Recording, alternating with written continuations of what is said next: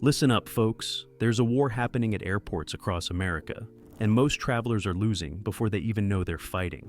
While you're standing in that security line thinking you've got everything figured out, airlines and TSA are playing by a completely different set of rules in 2025. Rules that have changed so dramatically, even seasoned travelers are getting blindsided. Just last month, a businessman from Phoenix missed his connecting flight because his power bank, the same one he'd been traveling with for 3 years, was suddenly banned. A grandmother from Florida had her perfectly legal carry-on rejected at the gate, forcing her to pay $65 in surprise fees. And a retired teacher from Ohio discovered his driver's license, which got him through security just 6 months ago, was now worthless for domestic flights. These aren't isolated incidents. They're part of a massive shift in how airlines and security agencies are treating carry-on luggage in 2025. The problem? Most Americans have no idea these changes are happening until it's too late. They're still operating under old assumptions, old rules, and old strategies that worked fine in 2023, but will get you grounded today. But here's what the airlines don't want you to know. Every single one of these problems is completely avoidable if you understand what's really happening behind the scenes. The truth is, there are 17 critical mistakes that separate smart travelers from the ones who end up frustrated, delayed, and paying unexpected fees. By the end of this video, you'll know exactly what these mistakes are, why they're happening, and most importantly, how to avoid them. You'll have the insider knowledge that frequent flyers and airline employees use to breeze through airports while everyone else struggles.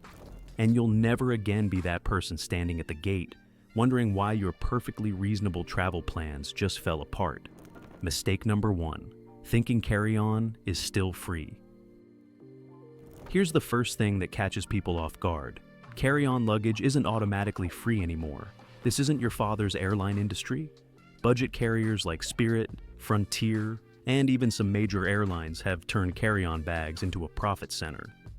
United Airlines now charges basic economy passengers $35 to $65 for carry-on bags. American Airlines has tightened enforcement so much that basic economy passengers board last, practically guaranteeing their bags get gate-checked. Even Southwest Airlines, famous for bags fly free, ended that policy for checked luggage in May 2025, though carry-ons remain free for now. The mistake? Assuming that ticket price includes everything you need. Smart travelers check baggage policies before booking, not after arriving at the airport.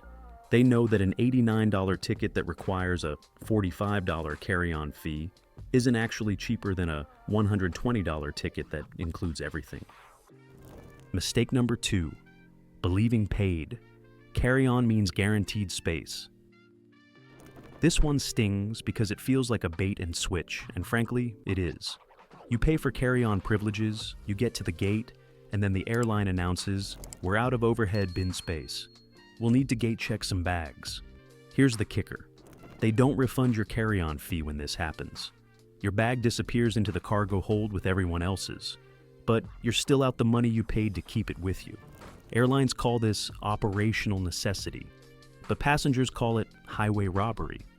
The solution isn't to argue with gate agents. They didn't create this system. Instead, smart travelers either board early with priority boarding, or, better yet, master the personal item strategy we'll discuss later.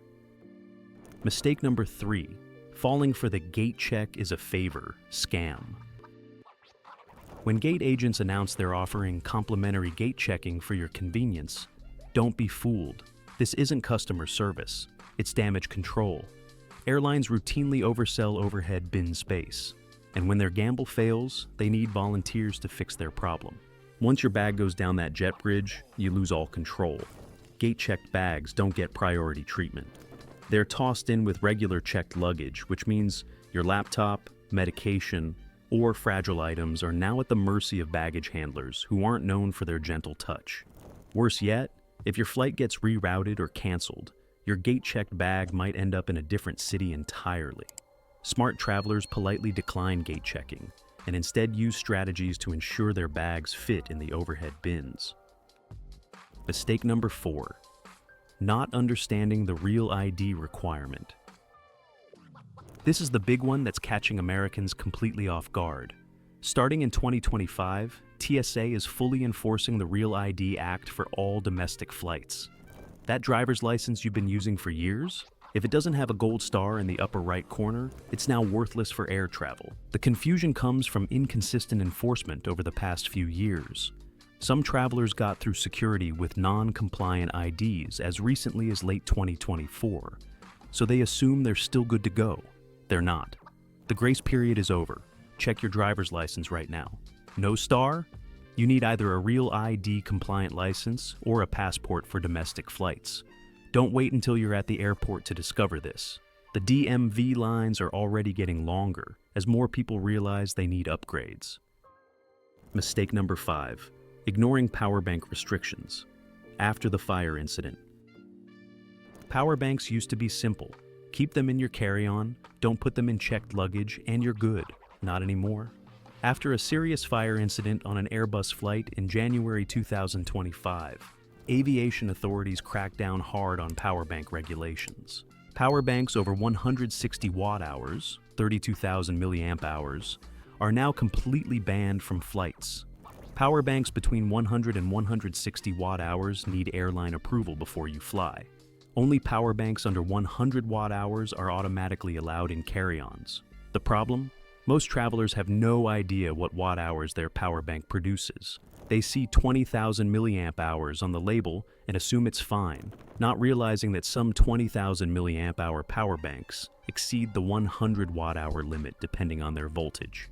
Check your power bank specifications before every flight. If you can't find the watt-hour rating, contact the manufacturer or leave it at home. It's not worth missing your flight over.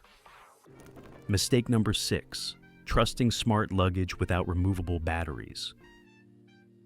Those high-tech suitcases with built-in charging ports and GPS tracking seemed like the future of travel. In 2025, they're becoming the past. Airlines are banning smart luggage with non-removable lithium batteries due to fire safety concerns. The rule is simple. If you can't easily remove the battery, the bag isn't allowed on the plane. This applies to both carry-on and checked luggage. Travelers who spent hundreds of dollars on smart suitcases are discovering they need to either remove the battery, if possible, or buy new luggage. Before investing in smart luggage, make sure the battery is removable. If you already own smart luggage with a permanent battery, contact the manufacturer about removal options or start shopping for a replacement. Mistake number 7. Assuming yesterday's liquid rules apply today. The 3-to-1-to-1 liquid rule has been around since 2006, but enforcement varies wildly depending on where you're flying. Some international airports relaxed liquid restrictions in 2024, leading to confusion when travelers return to the United States. American airports still strictly enforce the 100 milliliter limit for liquids, gels, and aerosols. This includes items many people don't think of as liquids: peanut butter, sunscreen, foundation, lip gloss, and even mashed potatoes if you're carrying leftovers. The mistake is assuming consistency. Just because you brought a large water bottle through security in London doesn't mean you can do the same in Los Angeles. When flying from or within the United States, stick to the 3-1-1 rule. Containers no larger than 3.4 ounces, 100 milliliters, all fitting in one quart-size clear bag. One bag per passenger. Mistake number 8. Packing surprisingly banned items. TSA's prohibited items list includes some genuinely surprising entries that catch even experienced travelers off guard. Mercury thermometers are banned due to toxicity concerns. If you have an old-fashioned glass thermometer with silver liquid, leave it at home. Tent stakes and camping gear are considered potential weapons. That camping trip you're planning? Pack your tent stakes and checked luggage, not your carry-on. The same goes for multi-tools, even tiny ones, unless they have absolutely no blades. Sports equipment is another surprise. Baseball bats, hockey sticks, golf clubs, and lacrosse sticks are all banned from carry-ons. Even toy weapons that look realistic can get confiscated. So, leave the kids' foam swords and plastic guns at home. Mistake number 9. Bringing too much powder. Powders over 12 ounces, 350 milliliters, trigger additional screening and potential confiscation. This includes protein powder, baby formula, baking ingredients, bath salts, and even cremated remains. While some powders like baby formula and medications have exceptions, they'll still undergo extra screening. The smart move is to pack large powder containers in checked luggage or bring smaller amounts in your carry-on. If you must travel with large amounts of powder, arrive at the airport early to allow time for additional screening. Mistake number 10, not measuring carry-on bags properly. Airlines haven't changed their official size limits. Carry-ons are still supposed to be 22 by 14 by 9 inches, including handles and wheels. What's changed is enforcement. Gate agents are now using military precision with measuring racks, and bags that previously squeezed by are getting rejected. The problem is that many popular carry-on suitcases sold today are actually slightly larger than airline limits. Manufacturers design them to maximize space, assuming airlines will be lenient. In 2025, that leniency is gone. Measure your carry-on at home with a tape measure. Include handles, wheels, and any protruding parts. If it's even close to the limits, consider downsizing or expect potential gate checking. Mistake number 11, ignoring facial recognition. Opt-out rights. Facial recognition technology is now standard at over 200 American airports. While you technically have the right to opt out, many travelers don't realize they're being scanned, or that opting out is even possible. The mistake is not understanding your options. If you're uncomfortable with facial recognition, you can request manual ID verification instead. However, opting out may result in longer wait times and additional screening, so factor that into your airport arrival time. If you choose to use facial recognition, remove hats and sunglasses, look directly at the camera, and keep your phone away from your face. The system works best when it can clearly see your facial features. Mistake number 12, booking through third parties without confirmation. Third-party booking sites can offer attractive prices, but they create a dangerous gap between you and the airline. Booking glitches, failed payment authorizations, and data transfer errors can leave you with a confirmation email, but no actual reservation. The nightmare scenario. You arrive at the airport with a valid-looking confirmation, only to discover the airline has no record of your booking. Worse yet, the airline isn't obligated to fix third-party booking problems quickly, leaving you stranded. Always confirm your reservation directly with the airline within 48 hours of departure. Log into the airline's website or app using your confirmation number. If anything looks wrong, or if you can't find your reservation, call immediately. Mistake number 13, name mismatches between tickets and ID. This seems obvious, but it's surprisingly common. A single character difference between your boarding pass and government-issued ID can prevent you from flying. Using Alex instead of Alexander or Bob instead of Robert can cause problems if your ID shows the full name. The mistake often happens when someone else books your ticket or when you use a nickname without thinking. Airlines are required to match tickets exactly with official identification, and gate agents have no flexibility on this rule. Double-check that your ticket name matches your ID exactly, character for character. If you spot a discrepancy, call the airline immediately. Some airlines charge fees for name corrections, but that's cheaper than missing your flight. Mistake number 14, not checking flight status. Obsessively. Airlines sometimes cancel flights hours before departure without notifying every passenger, especially if you booked through a third party. The gate monitors might not update immediately, and even your boarding pass might still show on time when the flight was actually canceled hours ago. The mistake is trusting that you'll be notified of changes. In 2025's chaotic travel environment, you need to be your own advocate. Download your airline's app, enable all notifications, and check your flight status multiple times before leaving for the airport. Use multiple sources, the airline's app, FlightAware, Flight Radar 24, or Google's Flight Tracker. If you see any discrepancies or delays, call the airline directly for clarification. Mistake number 15, being rude to airline staff. This should be common sense, but stress makes people do stupid things. gate agents and flight crews have enormous power to deny boarding to anyone they consider a potential problem.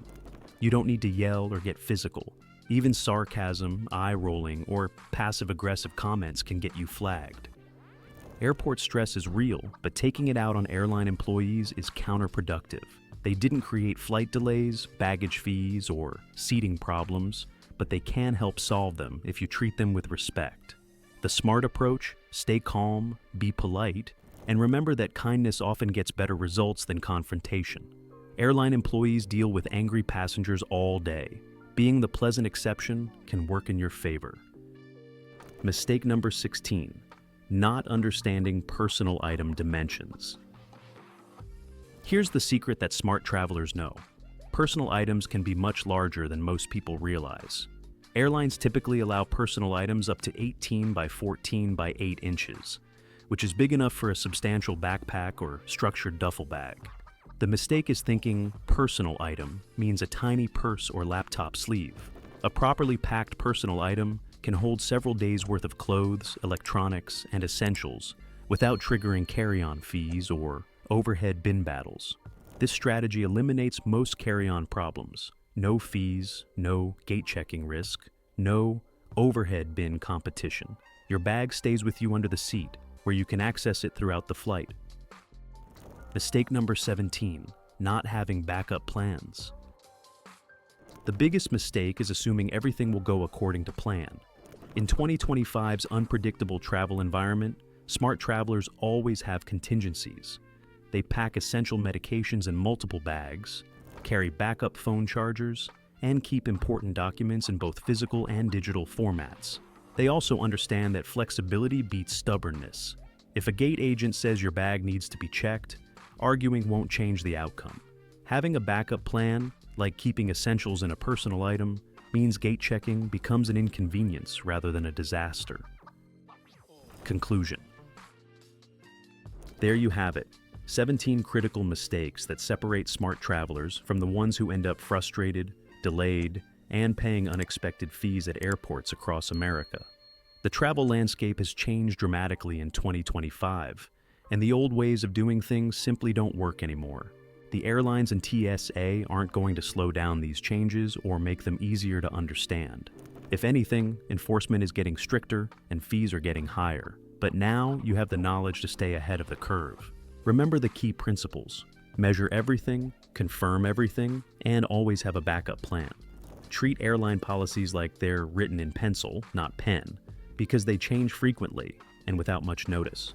Most importantly, don't let these changes ruin your travel experience. Flying is still one of the safest and most efficient ways to get around this great country of ours.